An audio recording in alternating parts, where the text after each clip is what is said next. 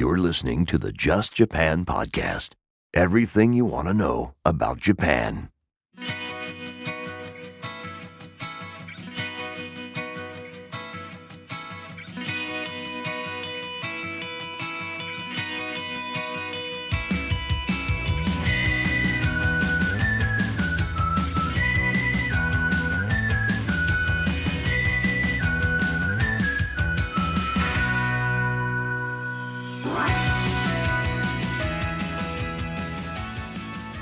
Hey guys, it's Kevin here from the Just Japan podcast, and this is the Just Japan podcast, episode number 147.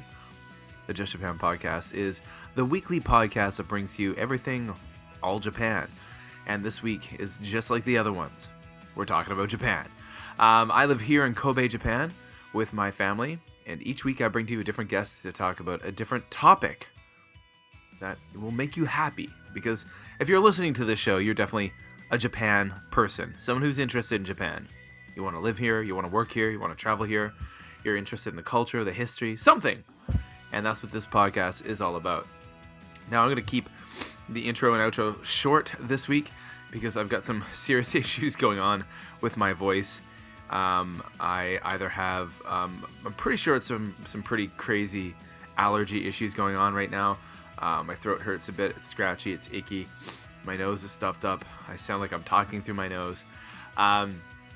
So this week, we're going to be talking all about sake, Japanese sake. That's right, Nihonshu, that alcohol drink that is synonymous with Japan because it's from here.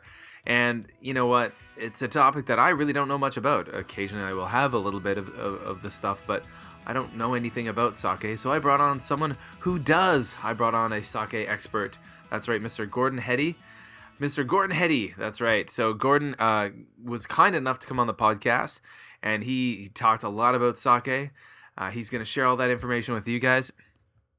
The man has made sake himself, has worked at Japanese sake breweries, and yeah, he definitely knows his stuff. And I learned a lot from this interview, and you're going to learn a lot too. Of course, the Just Japan podcast can be found on all the major podcatchers.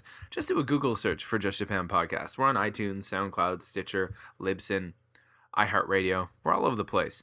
Also, go to justjapanstuff.com, justjapanstuff.com. That's the hub for the Just Japan podcast and a lot of other cool Japan-related content. I've gotten really active on the blog and have been writing a lot of stuff about Japan and have some really amazing contributors who are doing the same. Also, one thing, I'm recording this on the 1st of March. Should be uploaded on the 2nd of March, and there's just a few days left to get your Just Japan podcast t-shirts. There will be a link in the show notes at justjapanstuff.com to get your Just Japan podcast t-shirts over on Teespring, so go check that out. So hey, let's just get into things right now and check out my talk with the very impressive Mr. Gordon Heddy, a man who knows a lot about sake. Please hang up and try again. Welcome to episode number 147 of the podcast, the interview portion. And we're talking all about Japanese sake Nihonshu tonight. And this evening, I'm very happy to have first-time guest, Gordon Heddy. Thank you for joining us. Thank you so much. Yeah, it's really great for you to come on the podcast. I stumbled across you on Twitter some time ago when I was actually searching for stuff about sake. And I followed you on Twitter and I followed some other sake people. And I was really happy when I reached out to you that you were available to come on the Just Japan podcast and talk about, Japan's maybe arguably, possibly, probably the most famous alcohol. I think it is. I think it is too. Yes. I mean, of course, beer is popular in Japan, but that is when I think of beer, I don't think of Japan. I tend to think of other countries. But when you think of sake or Nihonshu, well, there's really one place. Yeah. Yeah. So Gordon, first of all, could you tell the Just Japan podcast listeners maybe a little bit about yourself? Where you're from, and what brought you to Japan? My hometown is Portland, Oregon. I'm 47 years old, and I've spent about 40 of my years living in and around Portland. Okay. Previously, how do I say this? I've been traveling a great deal the last 10 years, most of it in the United States. And my story with sake actually begins as a university student. I Okay. was tutoring Japanese exchange students from Kanto Gakuin University in my alma mater of Linfield College in McMinnville, Oregon. And students started to pay me by giving me a Yongo bean, a 720 milliliter bottle of sake, instead of money for Okay. English language lessons. So Oh. this was my introduction to sake. Uh, Fast forward 9 years after college, there was a group of investors trying to start a sake brewery in Oregon. That brewery became known as the Sake One. I became a founding shareholder. I owned a very, very small portion of that brewery, but I became a great advocate for sake that's brewed in Oregon. Okay. Wow. And that business is still thriving. But maybe 5 years ago, I sold my share of that business, took some time off, and found myself in Kyushu. And I knew a lot about sake, but not a lot about how it was actually made by craftsmen. Okay. And I met a man who owned a brewery, and over dinner, he gave me an invitation to work at his brewery as a kurabito, a production sake brewery worker. Oh, wow. And that started my odyssey of brewing sake. So the last 4 winters, I've been making sake as a part-time or full-time job, usually working seasonally. Okay. This is the first year in 4 seasons that I've not actually brewed sake, and that's because my other job when I'm not brewing is as an English teacher. Okay. I came to Sapporo, Japan to take a job as a teacher, and unfortunately, there's not a lot of sake being brewed in Sapporo, so I'm not brewing sake at this time. Wow. Uh, So when you were living in Kyushu, basically you would spend the kind of the brewing. Is there such a thing as a brewing season? yes, and it's primarily the fall and the winter. Okay. And that's when Some you so sake, so you're basically you were working at sake breweries, helping brew the sake during that time of year. yes. Oh, wow, that's awesome. Yeah, and I learned a lot about sake as a result. My language skills aren't very good, but thankfully, the last 2 master brewers for whom I worked spoke good enough English where they could teach me some of what they knew. Okay. And I would shadow them, often doing their work with them. And it was really a phenomenal experience. The first 3 seasons, I actually had an apartment inside the brewery. So I actually lived inside of the sake brewery during the brewing season. Oh, And wow. that was a highlight of my life. Wow, that is amazing. That's a really cool story. So, you fell in love with sake because essentially students were paying you in sake during university, and Yes. and then years later in America, you stumble back into you stumble back into sake again, I suppose. Or maybe not. You said you became very interested in it. So when you first came to Japan, um, the intention was for you to come here to learn how to make sake. I came as a tourist to visit breweries, Okay. and I didn't have any pretense that I might find a job. But lo and behold, the second sake brewery I visited, the owner of the brewery took a liking to me and offered me a job. I wasn't asking for one, he just offered it to me. Oh, So it wow. was a very fateful day in my life. I've got to spend more time hanging around sake breweries. My goodness. Uh, because that sounds like a great job. No, it's interesting. Just pre interview, folks out there listening, before I started recording and I first started chatting with Gordon, I started kind of a bit telling a little bit of a story. Maybe I'll mention that now, but I mean, I live. I don't know. So I don't live in the sake brewing district, but I work in the sake brewing district here in Kobe, Japan. Not at a brewery, but at a school. But we are surrounded by breweries, and there's a great. If you ever come to Kobe, Japan, you can pick up at all the major train stations an actual sake brewery walking map, a walking tour map, and you get off at Hanshin Oishi Station, and you just follow this map, and you can just hit about a dozen sake breweries. And mind you, of course, you're just going to the gift shops and the museums. But it's I always tell people if you're coming to Kobe, It's free admission to the museums, and they have free samples. It's phenomenal. It is phenomenal, and I haven't done it enough. I haven't, but I bring good walking shoes and a liver protector. But it is awesome. But that's something we can talk about a little bit later. Okay, so for those out there who may not know, could you? And I got to admit, I don't really know much. I mean, I think it was just until recently I would always say sake was a rice wine, but I've been informed that it's actually more closer to beer than wine. Yes. Oh, so could you? Well, okay, so you're the guy who knows. I don't really at all. So what is Japanese sake? I think it's correct to call sake as a unique beverage. And though some people, well-intended, refer to it as rice wine, this is the same as calling a Pinot Noir a grape beer, or a Hefeweizen a wheat wine. Okay. These terms don't make any sense to a sake brewer. Sake is sake, or Nihonshu is Nihonshu. It's brewed much like a beer, and because the alcohol content is higher, it's served much like a wine. The alcohol content is typically between 15 to 20%, although there are some exceptions. It's made from rice, water, yeast, and a mold called koji.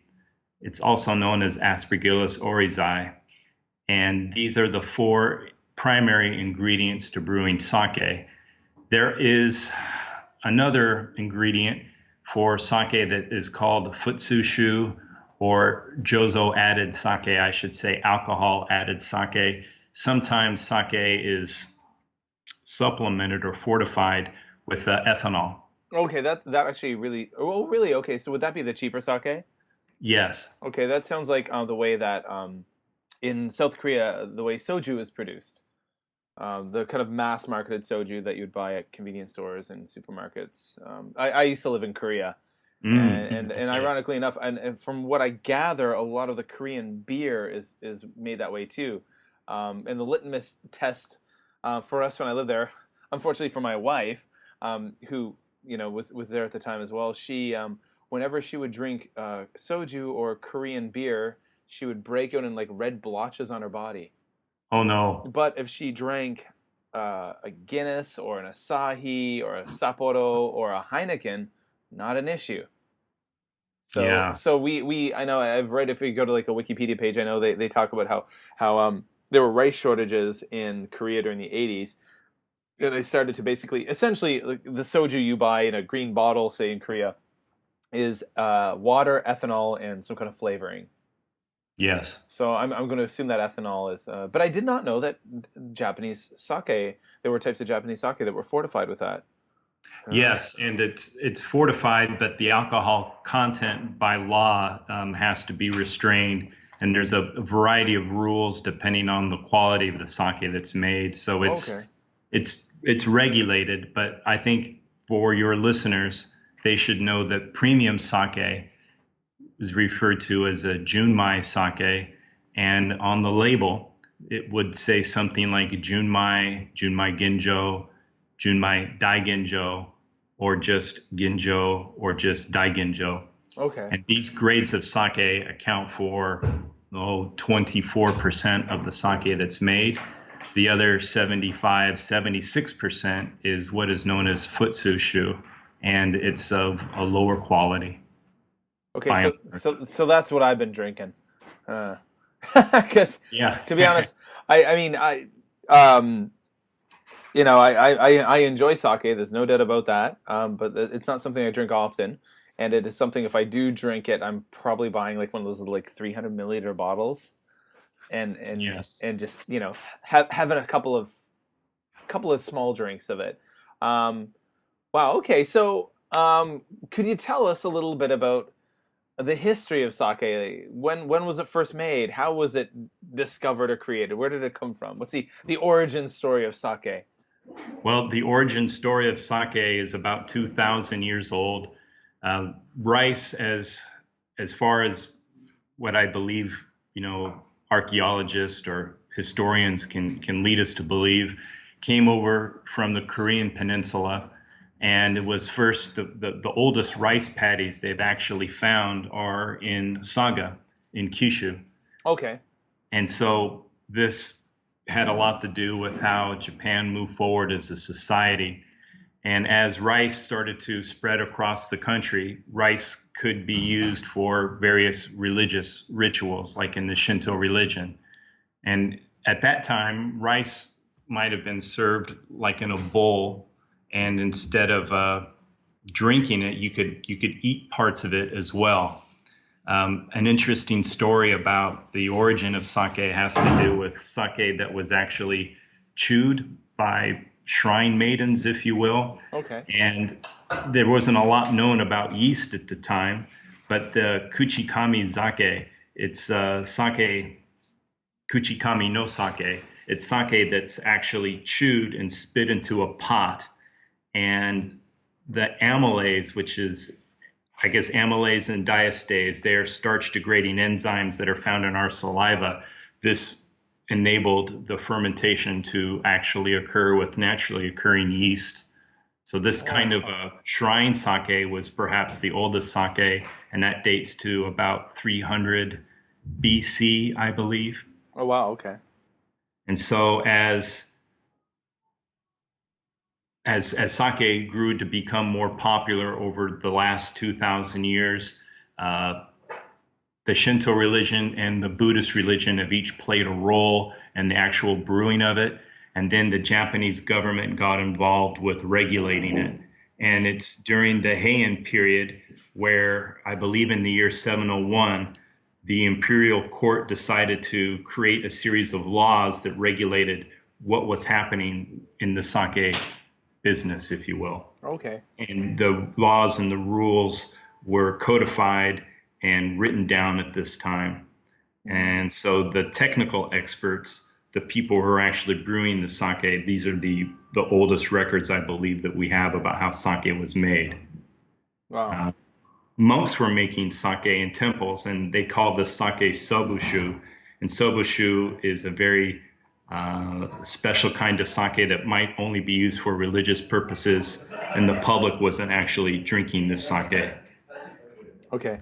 Well, it's really interesting the way it works around the world with different countries, different cultures, and this kind of monastic tradition of making booze.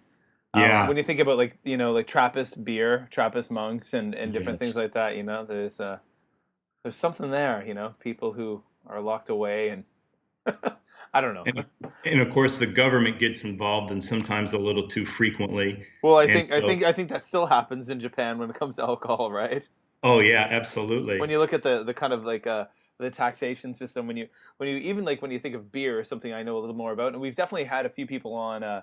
We've had the guys from the Kyoto Brewing Company were on before, and we also had we've had craft beer reviewers on before talking about craft beer and the kind of taxation system when it comes to like the amount of malt used in beer and why we have beer and we have happoshu.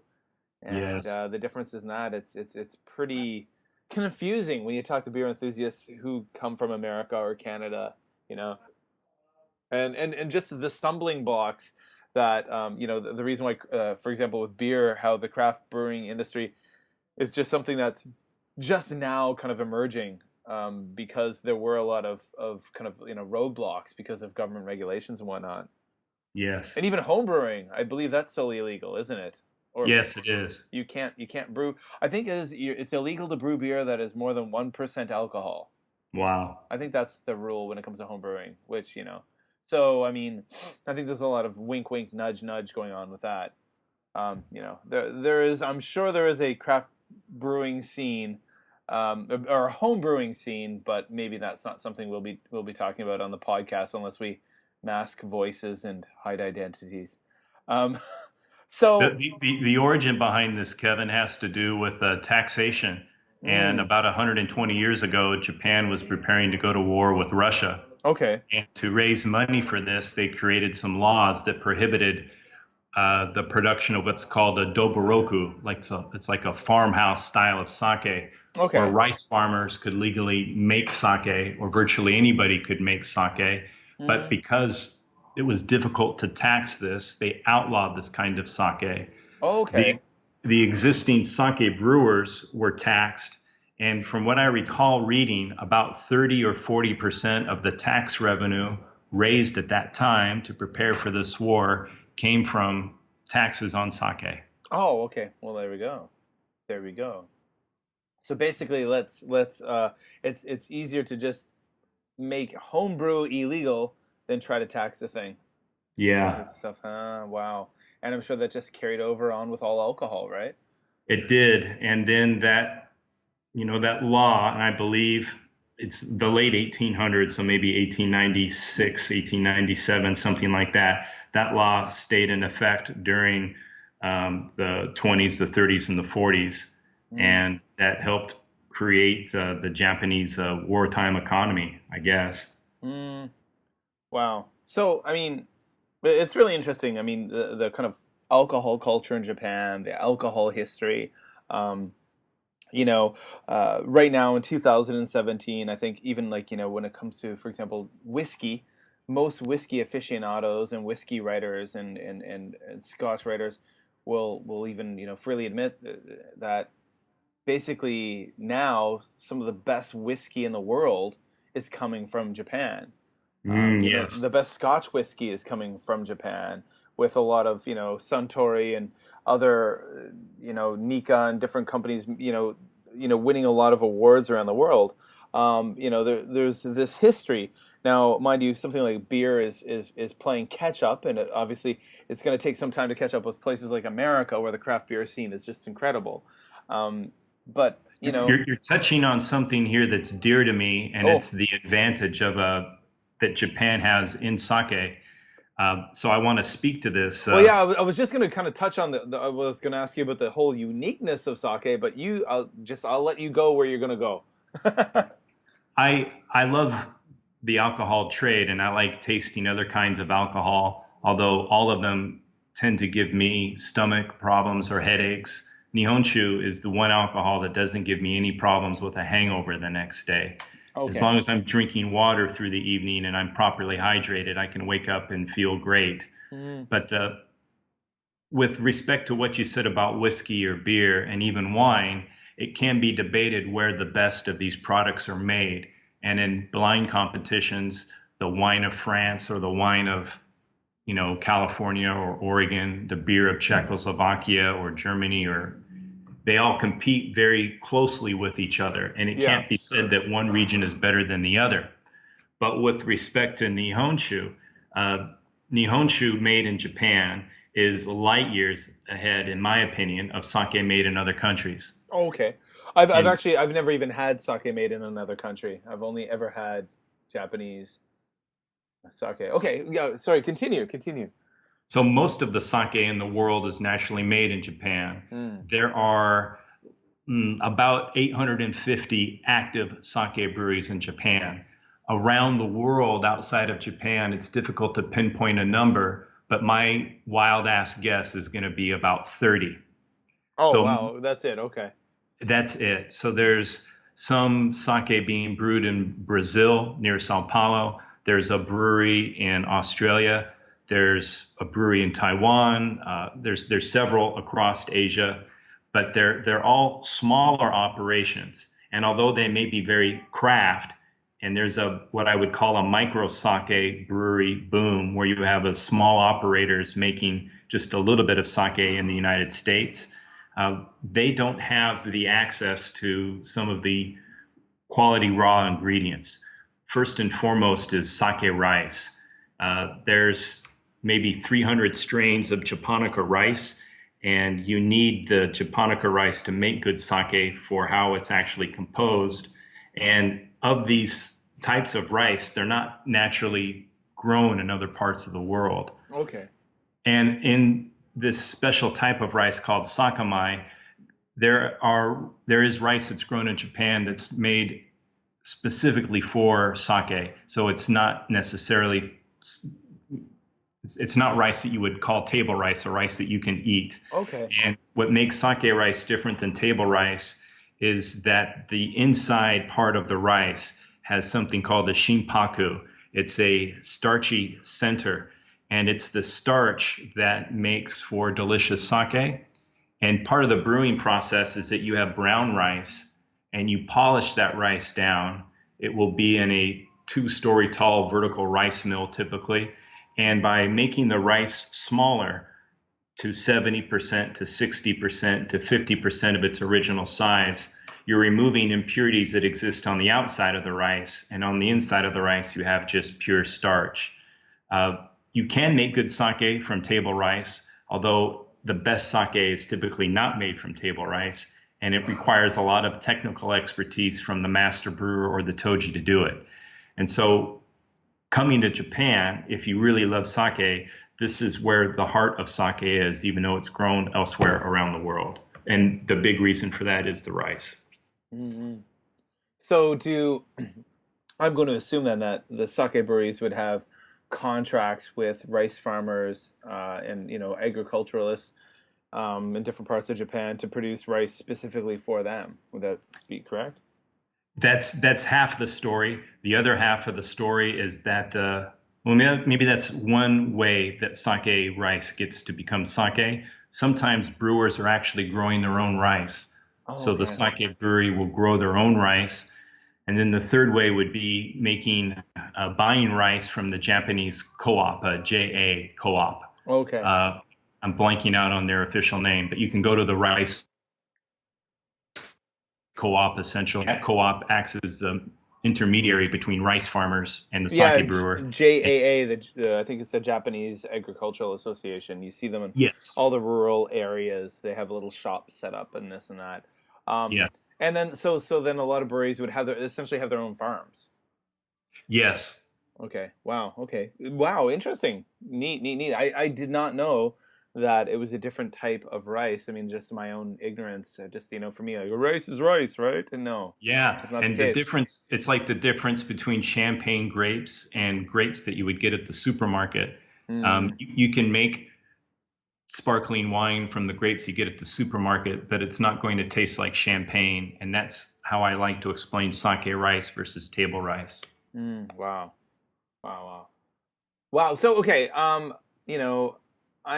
curious. A few things I'm wondering about. For example, you've already mentioned about the quality, the differences in quality in sake. Now you said that just basically a small percentage of it, 20 something percent is the quality kind of grade A type things, and the rest is maybe not so quality. How does one purchase quality sake? How does one purchase really good sake? How do we know where to get it? This is difficult outside of the U.S. It's because that sake doesn't age well. Regardless of the quality, sake doesn't have preservatives, and it doesn't age the same way beer doesn't age well. So it's best to enjoy sake within a year of its being bottled and shipped from the brewery. Okay. There are exceptions to this rule, but to give consumers advice on how to buy good sake, they should look on the label and learn how to read the Japanese dating system.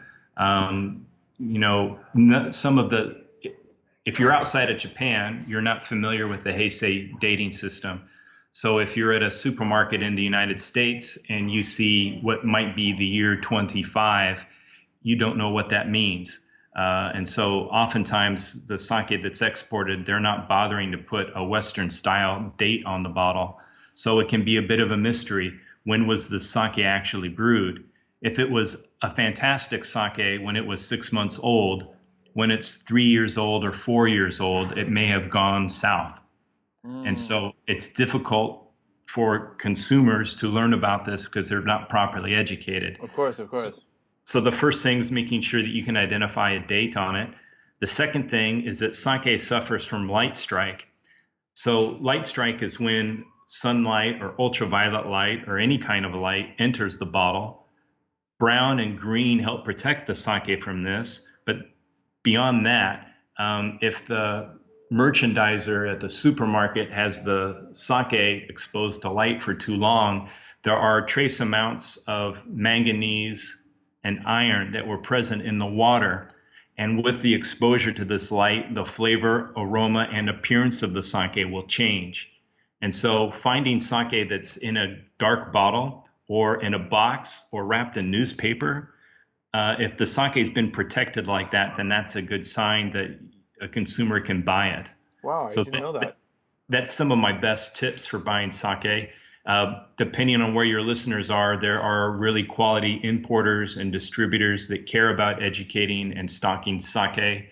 But at the local sushi restaurant where your listeners might live, if it's outside of Japan, you're really rolling the dice on this.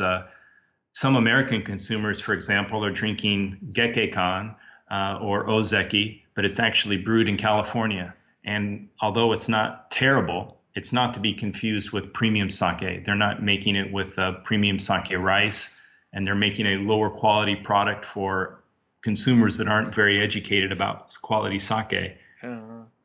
Yeah, well, I mean, I suppose like when I talk to my mom and dad who live in Eastern Canada, and they live in a kind of a smallish city outside of the capital, Ottawa, and they talk about how at their local, and I know in the province of Ontario we call it the LCBO, the Yes. Liquor Control Board of Ontario. That sometimes they'll buy like little bottles of not Swan Otsuru, Hakatsuru, because I think that is one of Japan's biggest producers, is it not? It's the largest producer. Oh, it is the largest. Okay, so that's why they're able to buy it in their city of 50,000 people in Canada. Yes. Because it's the largest. Okay, it is pretty damn big, their facility. I've been there a few times, and it's just amazing the amount of tanks they have. Versus like the one next to where I work called Sawanotsuru, which is a lot smaller, and it seems more craft-like, I suppose. Yes. So okay, so you don't want that stuff exposed to the light. So it's that I guess that explains to me why it's most often when the large bottles are all brown, Yes. glass or dark green glass. And so if someone is displaying it out in their front window in the sunlight, maybe not the best thing to do, huh? Yeah, I agree to that. Sake can look beautiful in a blue bottle or a clear bottle, but blue and clear, they offer no protection from the light. And so consumers should be careful about that. The other thing I might mention about sake, if you want to go to a supermarket, you can buy good sake in major cities in the United States. But the unfortunate thing is the price is much higher than what we would pay for in Japan. So I can, just from my own experience, I can spend 1,500 yen for a 720 milliliter bottle in Japan. And that same sake in the United States at a supermarket, the markup might be 4 or 5 times, if not more. And so it's still a special beverage to purchase, and you can equate it to buying a good bottle of wine. One of the benefits it has versus wine is that unlike wine, after the cap is opened, there's oxidation that occurs with both beverages. But because there's no sulfites in sake, it's possible to put the cap back on the sake, store it in the refrigerator, and you can go back to it much longer than you could with wine. So if people open a bottle of wine, they're thinking, well, in a few days, it's going to change so dramatically. There's some pressure to drink it. With sake, you might drink it within a week or two, but it's possible to have really amazing sake where it's been open for a month, if not longer. Oh, wow. Okay, great. Folks, The flavor take note of that. changes. The flavor changes, but it doesn't, in many cases, it doesn't make it undrinkable. Oh, okay. Wow.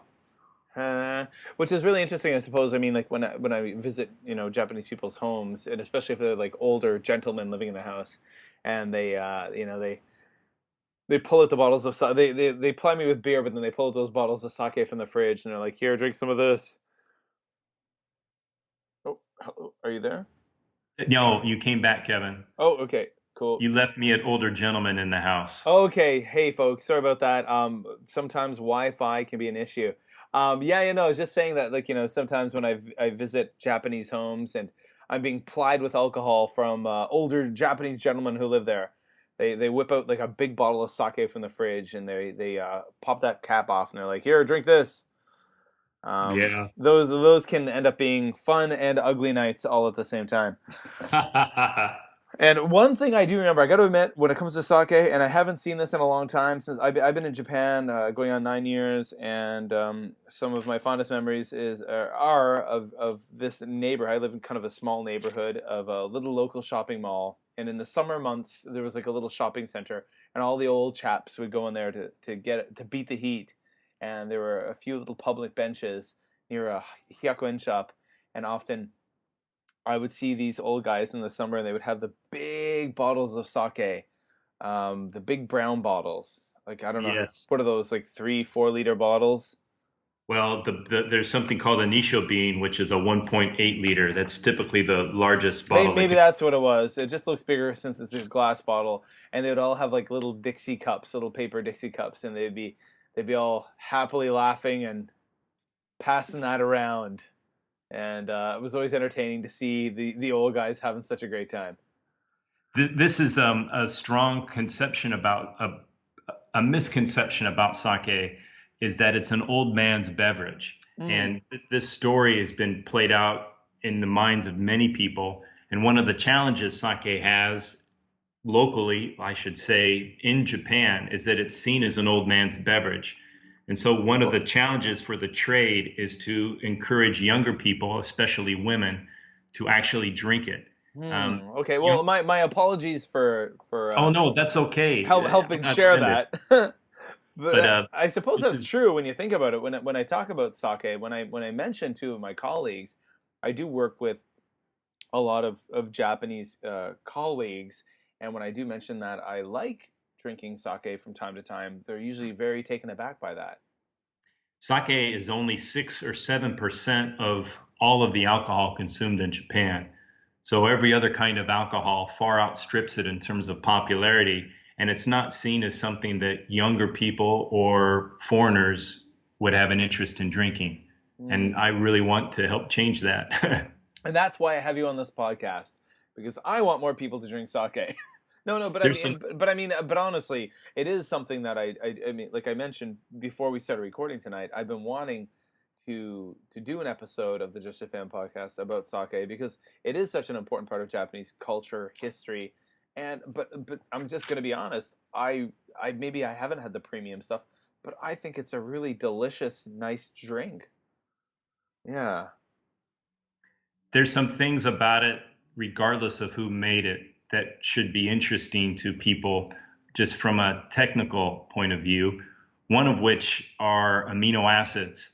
Amino acids in alcohol, they help create nutrition for the yeast during the fermentation process, and this creates for wider flavors and deeper aromas. Nihonshu, sake, has 20 amino acids. Wine only has 14, and beer even less. So there's a wider variety of amino acids available in sake, more than any kind of alcohol. And these amino acids, like I said, they help create interesting flavors and aromas that might not be available to people who are drinking hot sake from their local sushi restaurant. So in enjoying sake, I like to encourage people to drink it from a white wine glass, a tulip style glass, or something that might catch the aroma like a Bordeaux style glass, and to serve it chilled. And if your listeners are thinking, oh, I want to go buy a bottle of sake, they should look for Junmai Ginjo, in my opinion. This will have, by and large, a fruity aroma. And since some people are used to drinking sake from the small ochoko, the little cups, you're not able to capture the aroma of sake in the cup like that. So drinking it in a wine glass, I think, is an excellent way to introduce people to sake. Another thing about sake is something called esters, and esters are naturally occurring components that create aroma in the fermentation process, and they have identified 200 esters in wine. However, sake has 400 esters. So there is some complexity in aroma and taste that can be found in sake that are missing in the winemaking process. Wow. So, okay, I mean, amazing recommendations, advice. I mean, I didn't know that having hot sake kind of diminished the quality of it. Not in every case, but for people outside of Japan, the sake that's typically being served at a high temperature, like at 50 or 55 degrees centigrade, it's not premium sake to begin with. Inside of Japan, there are many sakes that are best enjoyed at that temperature. It really depends on the style of sake that you're actually heating up and how it's actually being done. If you do it at home in a microwave oven, that's not optimum. But if you're going to warm sake, you might put it inside of the container that we call a tokuri, ceramic, and then you might have a pan of water on a stove, and then slowly heat the sake inside of the tokuri into that pan.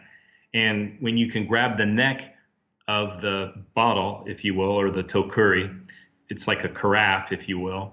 If it's almost too hot to the touch, that's when you might want to pull it out and then drink the sake from that point. Okay. But putting it in a microwave oven is not optimum. Yeah, it sounds like, I think putting booze in a microwave oven, just not a good idea, right? No, not a good idea, which is why a natural way for beginners to get into sake is to drink it chilled, drink it from a wine glass, and pay attention to the aroma. Okay. Great tips there, folks. Make note of that. Just Japan podcast listeners who want to drink some sake. Okay. So I'm curious. Sources of information. If people want to go out there and learn more about sake, where would you suggest they go to learn more? They're sitting in America, they're in Canada, they're Australia, they're in Europe. Maybe they're here in Japan, and they're not Japanese, and they want to learn more. Are there some good online resources to learn more about sake?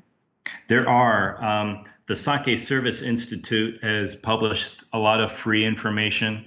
japansake.or.jp also has a lot of good information in English language. There are several books written by authors, from Philip Harper, who is a British-born master brewer working in Kyoto, to John Gartner, who teaches many people about sake. You can find good information written in English just by doing a casual web search. I'd be remiss if I didn't say I'm writing a book, and if you're I was actually going to want to. I was going to ask you. I was going to ask you the exact question.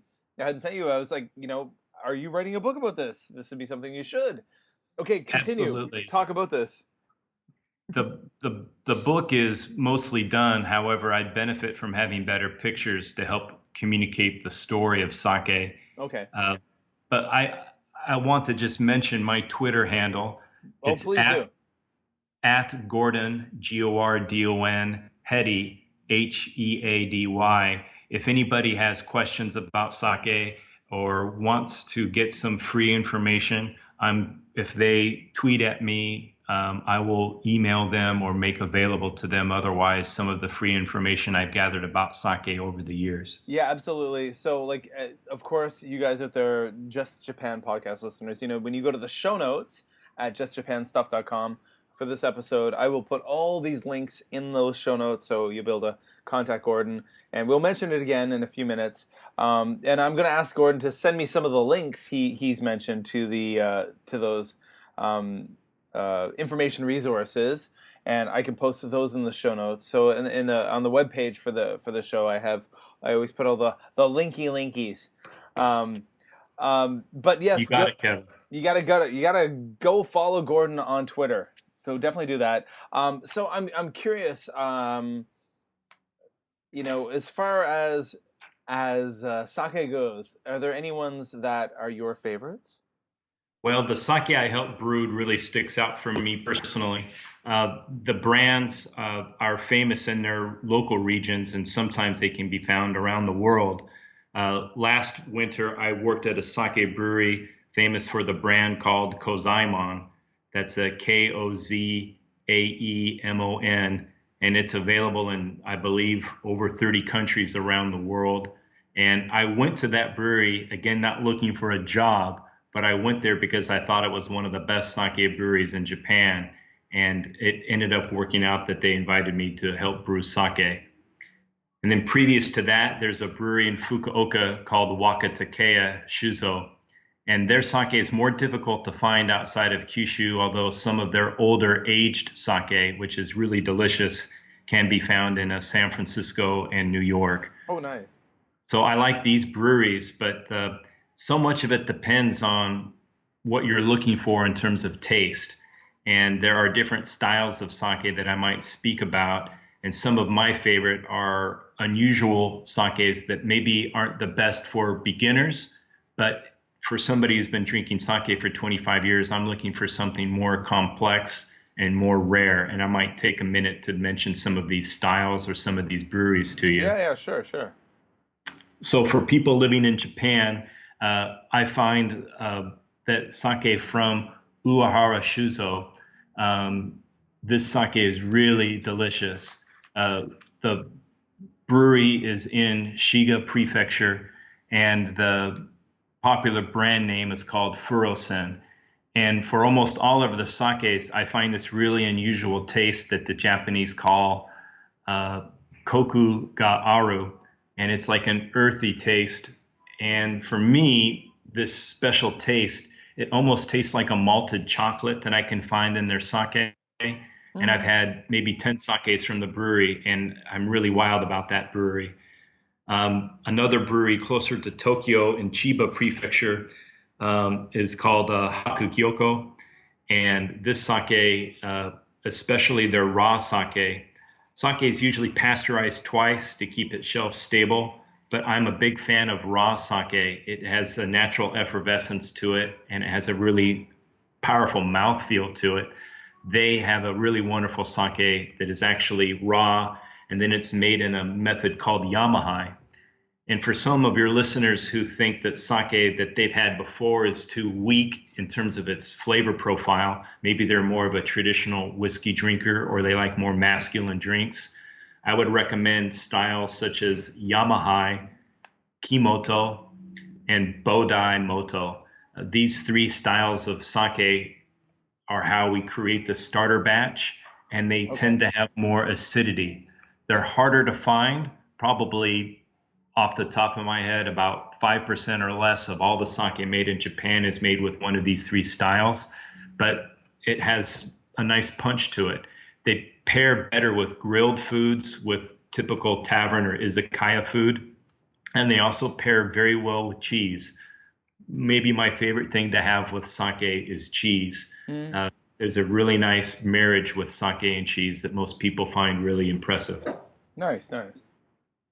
Cool. Wow. Awesome. I mean, well, I want to go buy some sake, but the only thing open right now are convenience stores. So maybe not the best idea.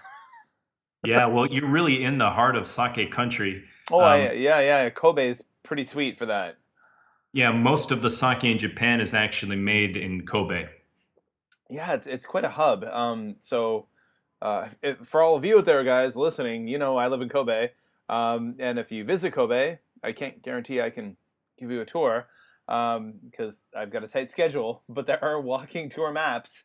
And you can do this amazing Kobe walking tour of the sake breweries.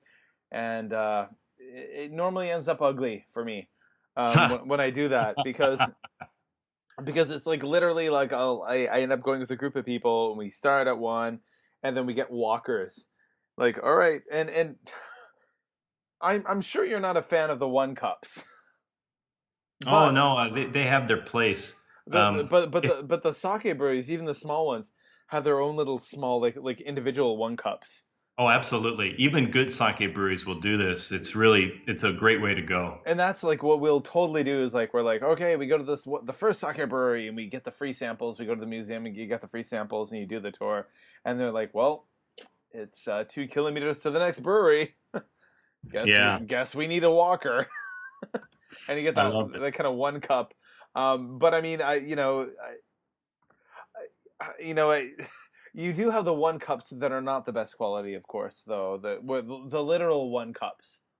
I think the name brand. I'm not sure who makes them, but Yeah, the literal one cup was actually created by Ozeki, And this sake brewery made the first one cup sake in 1964 as a way to commemorate the Tokyo Olympics.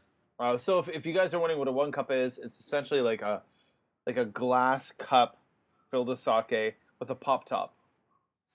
And you can literally just buy it anywhere at any convenience store and pop that top off, and there you go. You got some sake. And I have to admit, I used to live in Korea.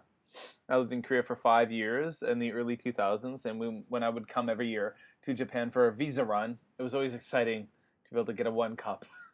Yay. And just kind of like walk around the streets like, I'm drinking a one cup of sake, haha. Yeah, so in my youth, I didn't know any better. Um, Ignorance is bliss.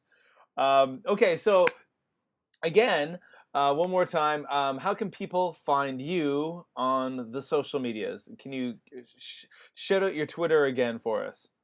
Gordon Heddy, at Gordon Heddy. Okay, cool. And there will be a link in that to that, of course, in the show notes, folks. And you are working on a book. Yes. Awesome. Thank you for mentioning this possibility. And when the book is published, I'd be glad to come back on to your show. And I'll be more than happy to have you come back on, because I'm all about promoting people who do things like that. That's a big part of what the Just Japan podcast does. It's all about community. So when people are producing books and different things like that, I definitely want to have them come on and talk about it. You're kind, Kevin. You're very kind. I'm grateful for your time, and I know it's coming to an end. But there's one thing I wanted to leave with your listeners about sake. Share.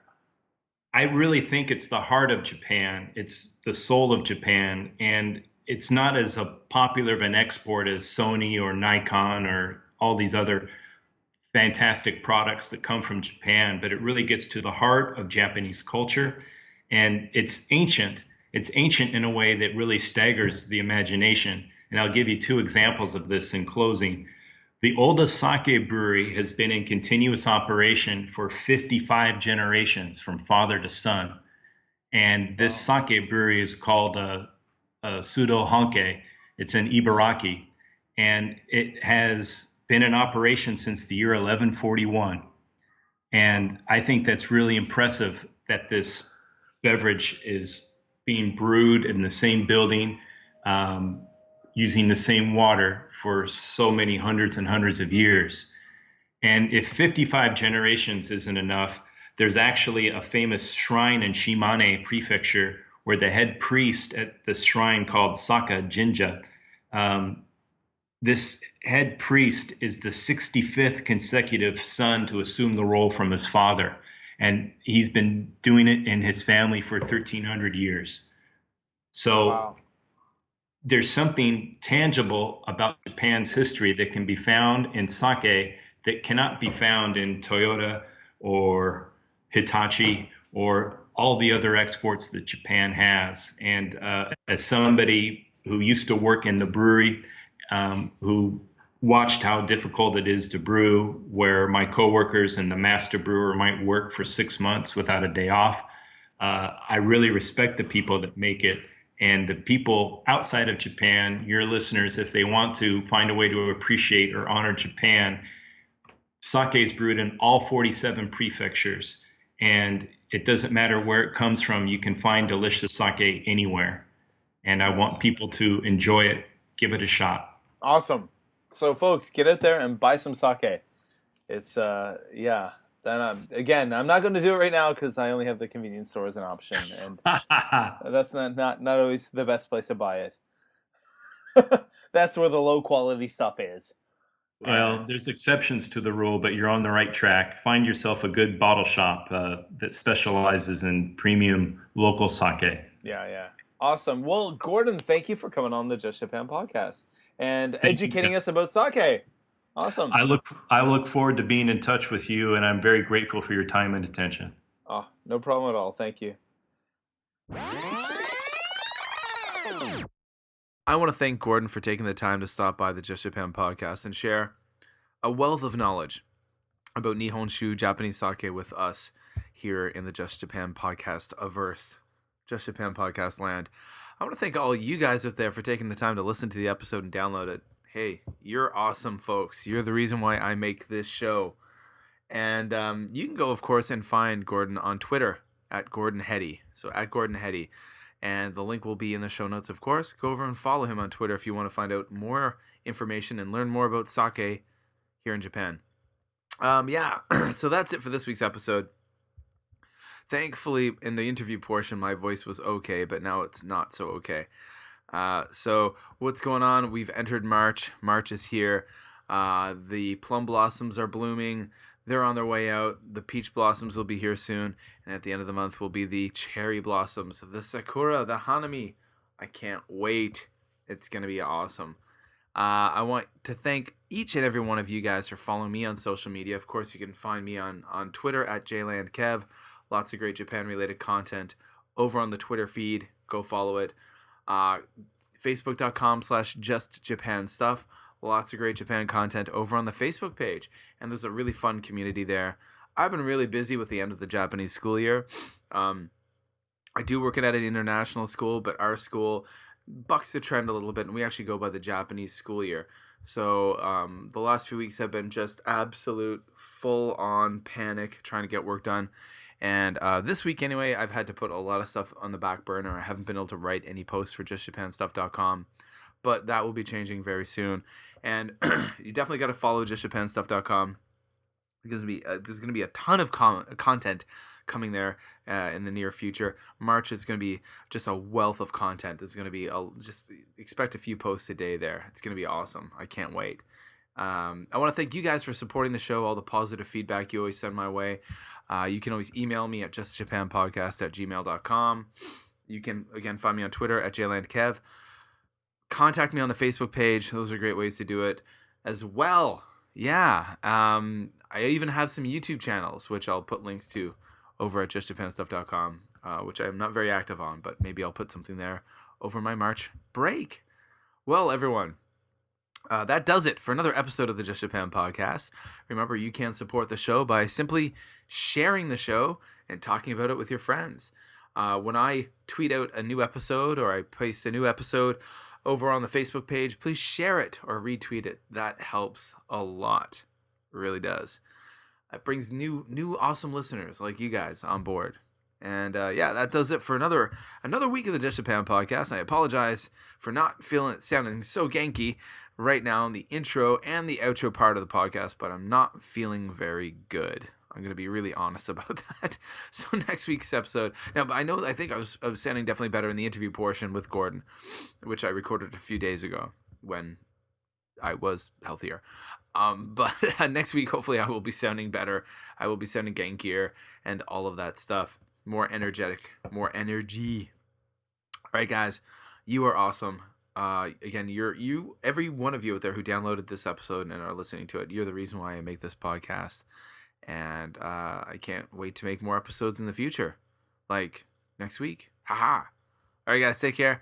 My name's Kevin O'Shea. I am the host of the Just Japan podcast. I am a Canadian who lives and works right here in beautiful Kobe, Japan.